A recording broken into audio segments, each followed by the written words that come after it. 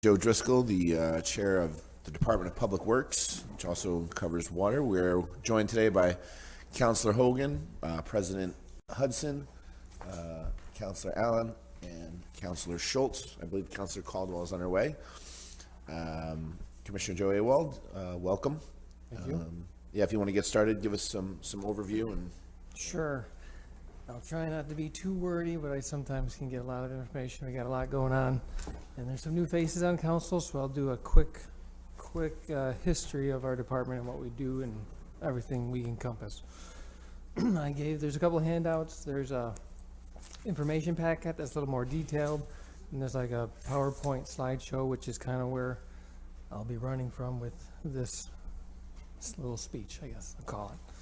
But good afternoon. My name is Joseph Awald, Commissioner of Water. I'm a professional engineer licensed in the state of New York, and I've been in the water industry for 20 years. Joining me is management analyst Beth Smith. I'd like to take a few moments to present to the council a quick history of our department, the overview of our responsibilities, and a look at the upcoming year. I prepared a brief information packet for the council regarding our department. So the water department has been supplying water to the city of Syracuse since the 1850s. In 1894, the city water supply changed from local wells and springs to Skaneateles Lake. Our water system is quite unique. While most systems rely on pumps to transmit their water, the Syracuse water system is almost entirely gravity fed, delivering water from Skaneateles Lake to the city through 3 transmission conduits, approximately 20 miles each.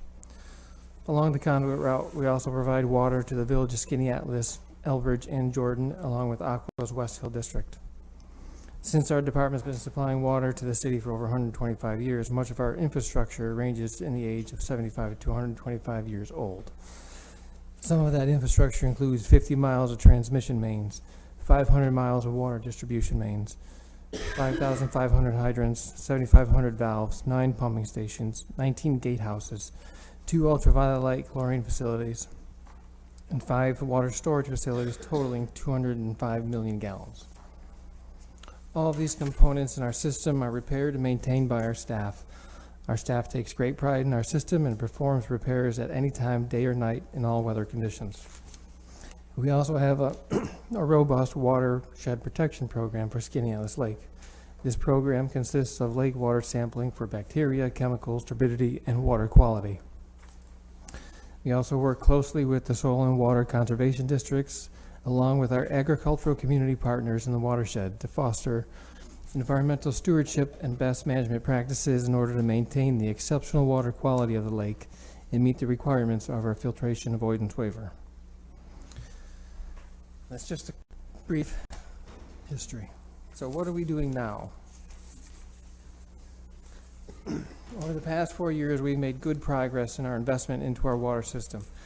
We've invested nearly approximately $17 million in capital projects for improvements while successfully securing $9.5 million in New York State grants, which is about 56% of that total capital projects.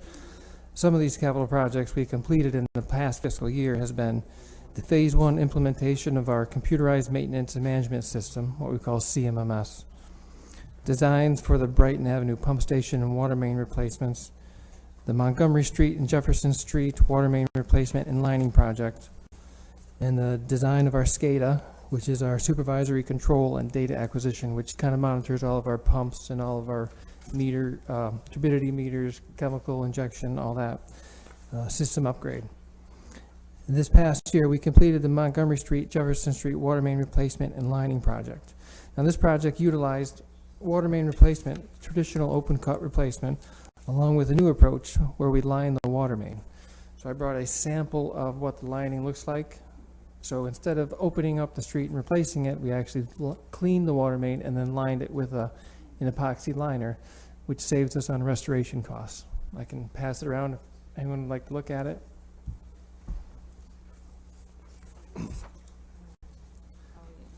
what is that? Epoxy liner. That's an epoxy liner inside the water main It's a to bracelet clean for it you. and prevent any kind of joint leaks. So you can see in the packet I had added some additional slides of our computerized maintenance management system There's some Not to cut graphics. you off, Joe, but let me Yes. ask you this. So this wouldn't be the size of it, right? It would be bigger? Yeah, so it can range in size from 4 inch, that's probably about a 4 inch. What we lined this summer was 24-inch water main. So we actually scraped it and then lined the inside of it. So say again, what is that made of? That's an epoxy liner. So it's a spray on like a, called a thick paint kind of liner. Help with corrosion. So it lines the inside of the water mains, because a lot of our older water mains are very thick cast iron pipes. However, the joints is where we find a lot of our leaks on these bigger mains. So if we seal the complete inside of the pipe, there's no joint for it to leak out of. It's a health Correct. epoxy. For Yes. Yep. So I went through all the health department and they did testing. They actually use this epoxy in Europe for the last 50 years. It's not gonna give us another 100 years on the wall. I'm hoping. And you're replacing, so every time we have a leak or a break, then you're replacing it, or? So if we have a break or a leak, we'll fix that. But these are like the long-term planning projects where we have to go get, health department approval. We're doing, I think we did like 3,000 feet of main last year for the lining. So that's 3,000 feet 3,000 feet less we have to dig up and replace.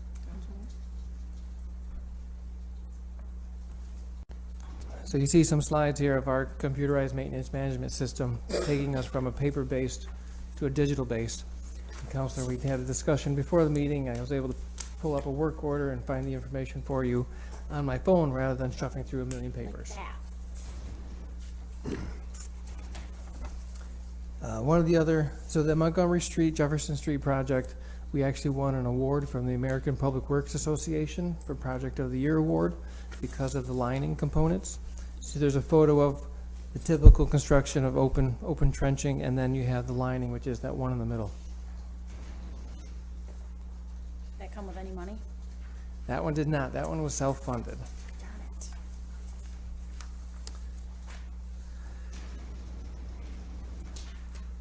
And then that's in addition to our normal replacement of hydrants, valves, water mains, water main breaks, and all that stuff.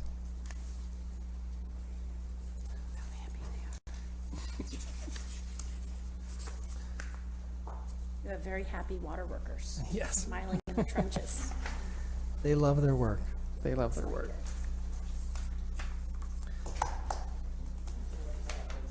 Yes, I'm not 20 below. So a lot of our problems we're going to be dealing with is our aging infrastructure. So some of the projects we have upcoming this year that'll be starting this spring will be our Brighton Avenue pump station and water main replacement. And this we've already bid out for construction. It's about $3.4 million in construction, and to date, we've been able to secure about $2.5 million in grants for the project. So that's a huge benefit for us that we're not adding to our debt service in large quantities. We've been very successful in getting grants. Is that only for this project or Correct. for all of them? Just the one project. That one. So the $3.4 million project, we got $2.5 million in grants.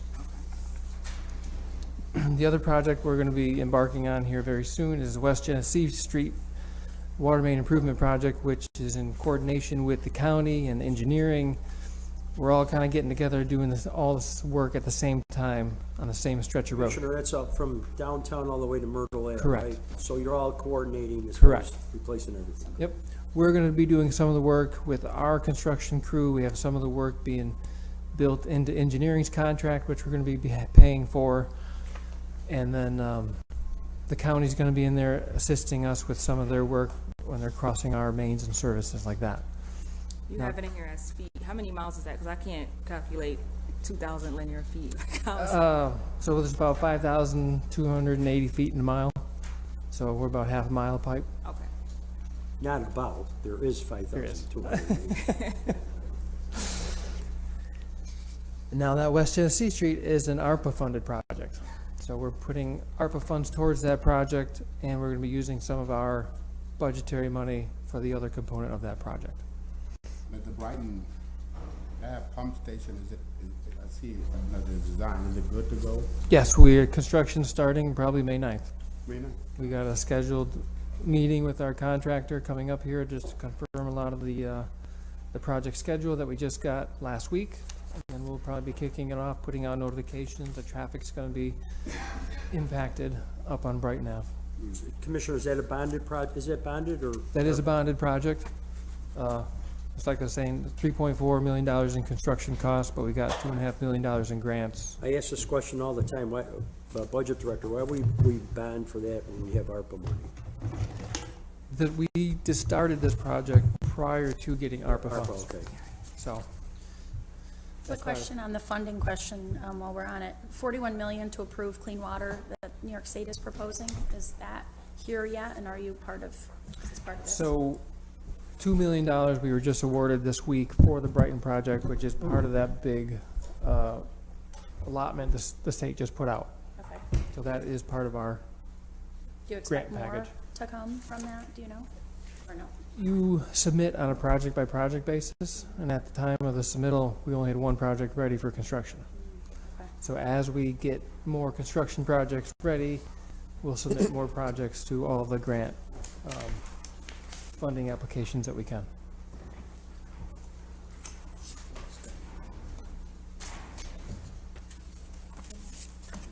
Some of the other system improvements we've done over the past year has been about 20 lead services, about 60 hydrant replacements, 86 valve replacements, 40 valve repairs, 356 breaks and leaks we repaired, and about 175 water cuts we restored. Now comes for our challenge. Challenges for our upcoming budget. Similar to most municipalities, we are facing rising costs of materials and labor to maintain our aging infrastructure. Some of the most significant challenges is the increasing cost of materials. As you can see on these charts, the percent increase for valves and pipe costs ranges from 10% to 56% increase. At this point in time, the pipe manufacturers cannot provide us with a cost for pipe at the time of our order. They will provide us a cost for the pipe when it's delivered to the job. Oh, jeez. So we will be budgeting projects with no idea how much pipe is going to cost until it actually shows up. Speaking of pipes, I want to go back to where it says system improvement. Yes. You said you replaced, I guess, completed 20 that services replaced. Correct. Do we know how many are left? We have over 14,000 lead services left in the city. And these are the main one in the street, not the one that are going to houses. As we're replacing them, we are replacing them from the main all the way to the house. Is the best practice for us to do. So out of the 14,000, you only did 20. Correct. On average, it costs us $12,000 or $13,000 to replace a water service from the main to the house. So there's a lot of federal money out there waiting to be distributed for lead service replacement. We're keeping a close watch on that to see when it comes out and how they're going to distribute the money through what programs. My other concern with that is, great, there's all this money, but you can't buy any materials, so what are you going to do? So, but we're keeping a close eye on that one. Production is short. Correct. Material. It's getting the materials to produce, and then also it's becoming a shipping issue. So back in September, we ordered probably 15,000 feet of 12-inch pipe for a couple of these projects coming up.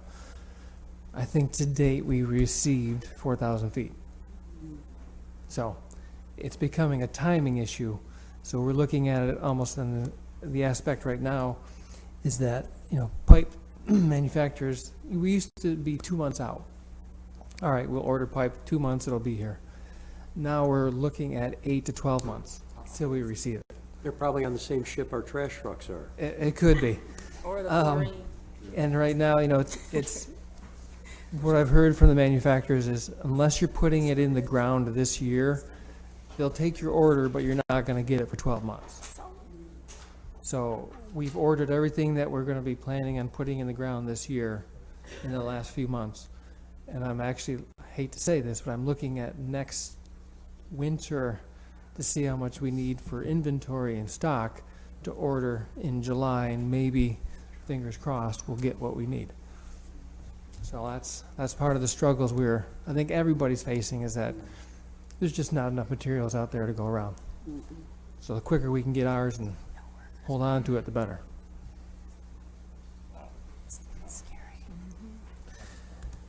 So in order to meet these challenges and the rising costs of doing business, we need to increase the following items.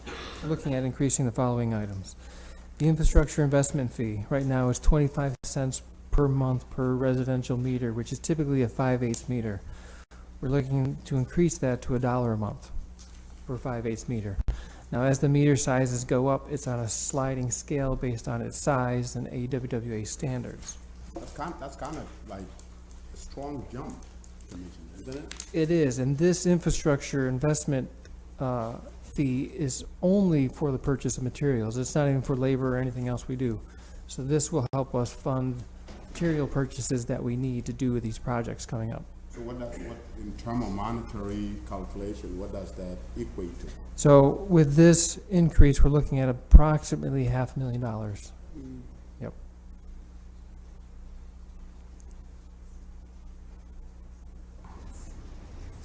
The other item we're looking at is a 5% rate increase to raise the quarterly minimum from $40.15 to $42.15. Now, the quarterly minimum is based on a minimum consumption of 1,300 cubic feet. Cubic feet's kind of a different unit to put water in, but it's about 9,752 gallons. So these would be 3 separate increases. Correct. So overall, got the 5% rate increase, and then plus the other 2. What's the overall percentage for the residents? Or The can rate- you break it down like that? Can't quite break it down like that because the rate increase is based on consumption. So the more you use, the more you pay. The less you use, less you pay. But if you do your minimum, quarterly minimum, you're talking, which is 9,000 gallons per quarter, you're talking a $2 increase per every 3 months. You're talking another $3.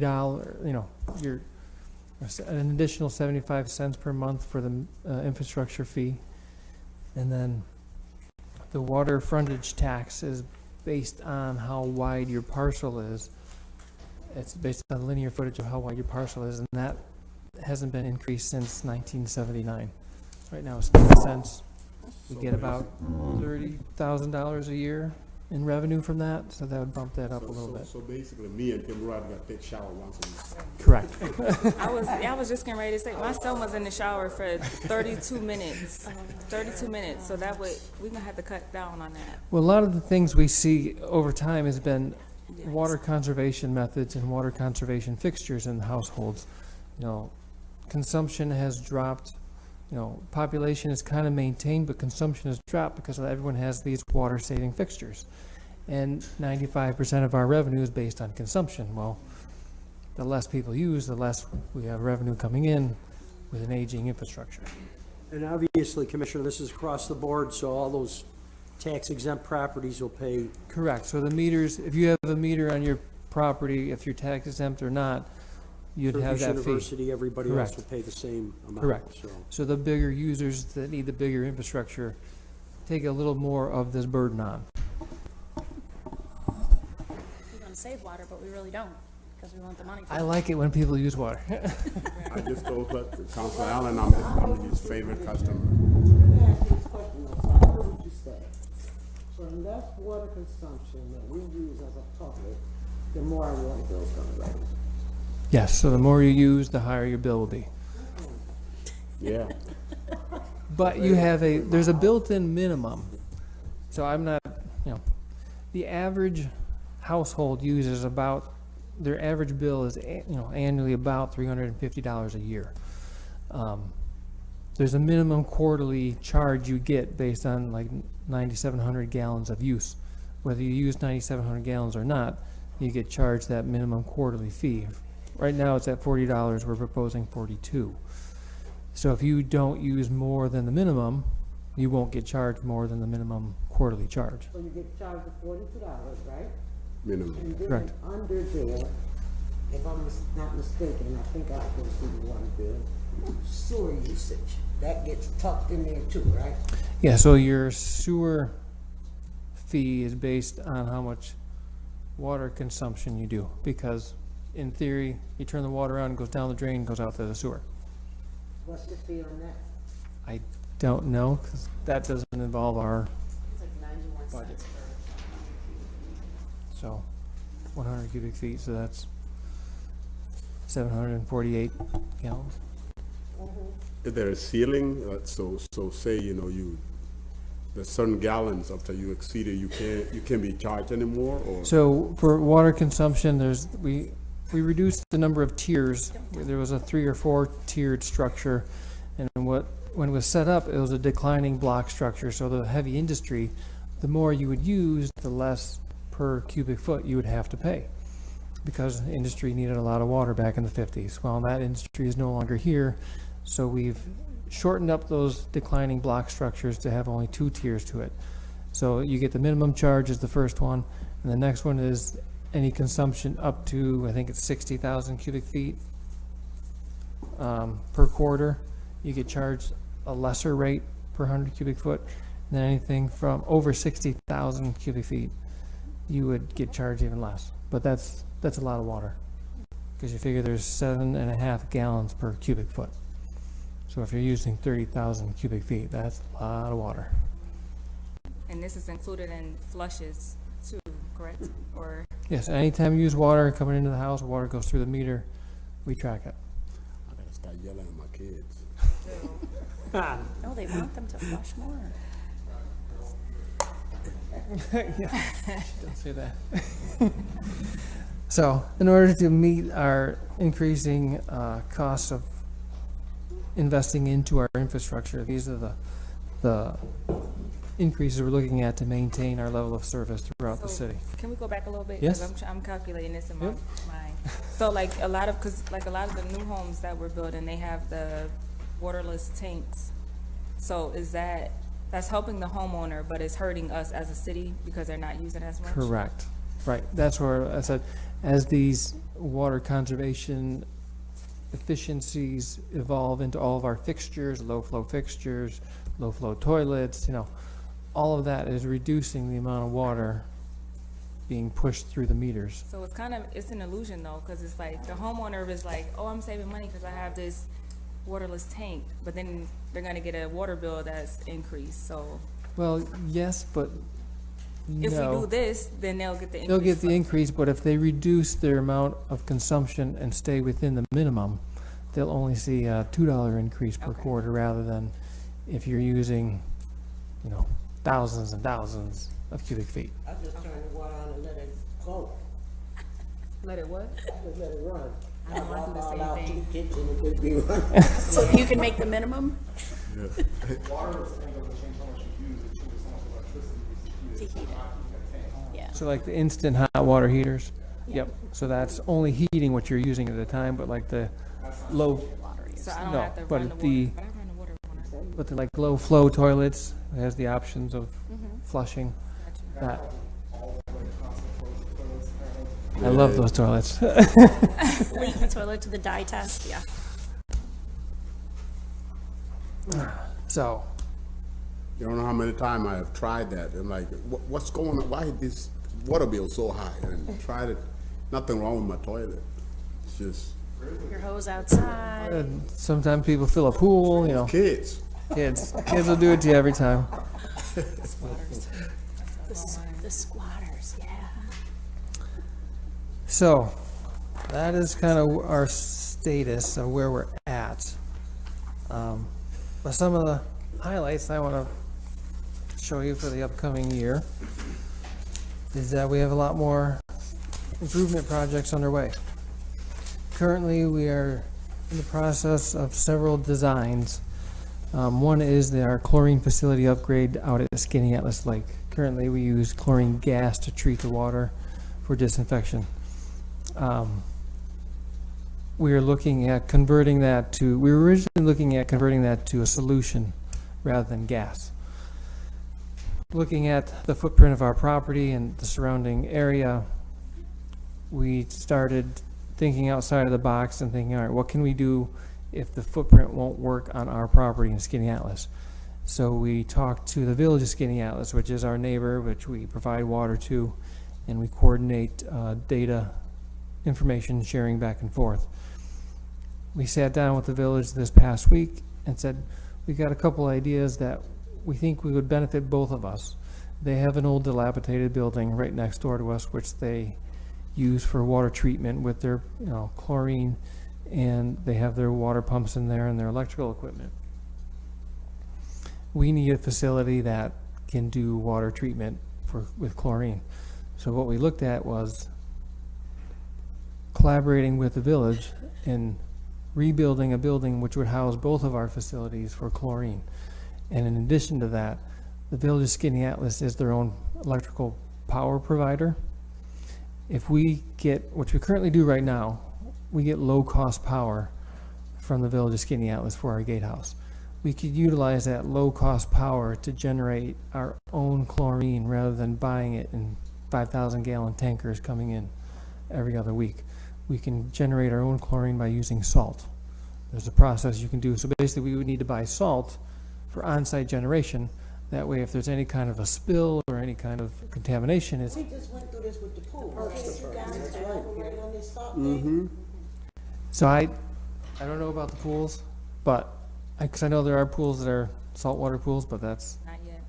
not my, Coming though. not We my, got chlorine from y'all. If y'all had the chlorine last year, we wouldn't have had to close pools. well, that was Let us part of the borrow some. struggle we ran into, as well as chlorine providers could not truck us the chlorine So y'all had the in same time. issues. Yes, we were scrambling last year.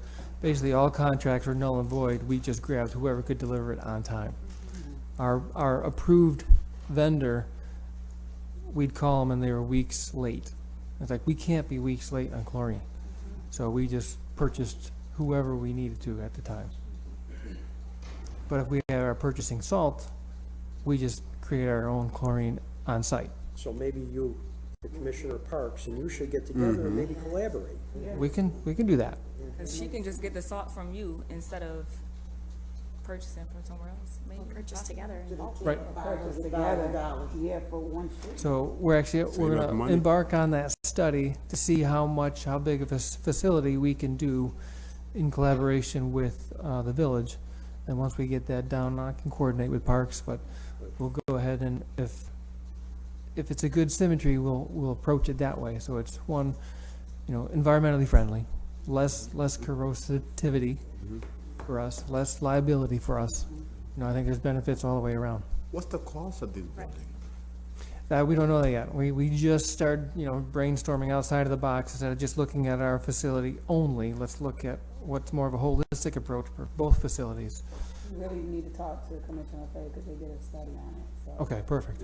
And I think Commissioner, moving into this direction, I think is health-wise, financially, I Yes. think it sounds great. And if you have any write-up that you can send us, we would love to Okay.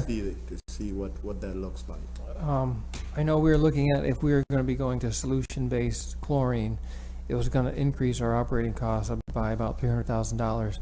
But with on-site generation, we might, break even with our current process utilizing the gas. So, I'm for moving away from all of that gas. so that's one of our projects we're excited about to kick off this year. And the other 3 design projects we're looking at getting underway, which 2 of them we've already awarded to design consultants. The 3rd one, I'm wrapping up the RFP. But the 2 we've already awarded is the design for the Brookford, Guilford, Westminster pump station replacements, along with water mains around each one of those pump stations. The Skinny Atlas Weir improvements, which is out in Skinny Atlas Creek, which we have to maintain a certain flow in the creek out of Skinny Atlas Lake, which is our responsibility.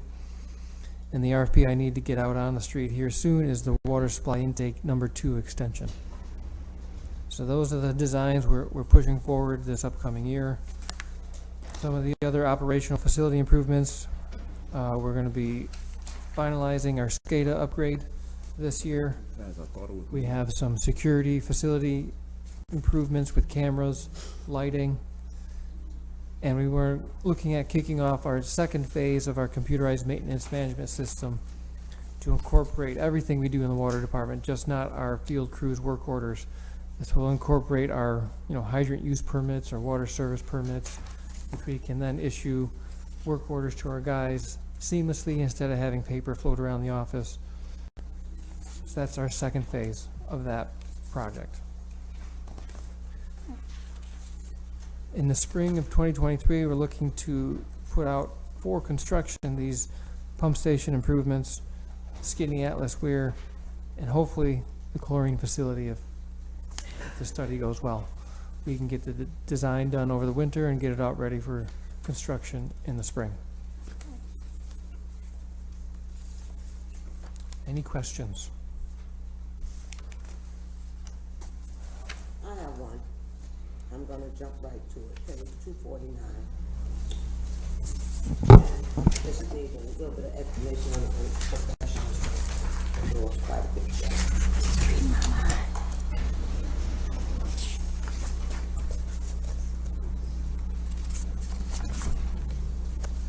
All right, so which item? Professional service. Professional services. So that increase is our second phase of the CMMS and professional services contract. Phase of what? The computerized maintenance and management system. So we've completed phase one, which is the initial implementation, getting our field crews mobile tablets. I have, utilized it here on my phone so I know what's going on. I can see all of our water mains in GIS and where the crews are working and what they're working on. So the second phase will be for our meter repair crews, our water quality crews maintaining the reservoirs and UV facilities, along with our watershed inspectors doing their inspections throughout Skinny Atlas Lake. It also looks like there's 2 SURA positions. Is that in that number as well? In the Project professional inspector services. and water plant operator advisor. So our current water plant manager, Mike Lynn, who has the Class B license we need to operate, retired, so we brought him back as a SURA employee. We need his license in order to operate our water system. So we're looking at alternatives to obtain that license. So if Mike ever decides to retire completely, he can retire completely and not have to worry about us. So will you look to recruit somebody else with that, or you're just looking to get your own certification? We are as a working firm? internally to get certifications. Some of this hurdles to do that is your water plant operators need at least 10 years of experience. Our most experienced operator at this point in time has 5 years. Based on certain licensing, such as myself being a New York State licensed engineer, it gives me 8 years of experience, but then I would still need to obtain 2 more years of on-site laboratory experience at the lake. So we're looking at different options and how we can get people certified, but it's a little bit of a struggle when you can't meet the qualifications. And the goal was to have more than one after this, right? Correct. We ran through that situation at my job with our HVAC guy. We only had one, and then he passed away. So and the person that was like training with him only been there for like 2 years. Right. And you needed the 10 years. So we have Class B certifications for treatment and Class D for distribution. I'm one exam away from getting my Class D. Our superintendent needs to get his Class D. He's, I think, an exam away. We're pushing our assistants to get their Class D. Some of our water plant operators already have their Class D. So D, we're going to be covered pretty well. It's that Class B treatment, which you only can gain that laboratory experience when you work at the lake. So Well, I guess you gotta put them boots on I'll put them on. I wouldn't mind it. for the next 2 2 more years. She could stay in the office. and I'll then be you out just at the go lake. there. And Problem recruit solved. people with the experience. Just make sure you know how to swim. Oh, yes. Lake is cold. We used to have one, Council Hogan in Allen, I can't remember the name of it. It was a water something, but they called it something stand, what was that one? That we pumped a whole bunch of money into.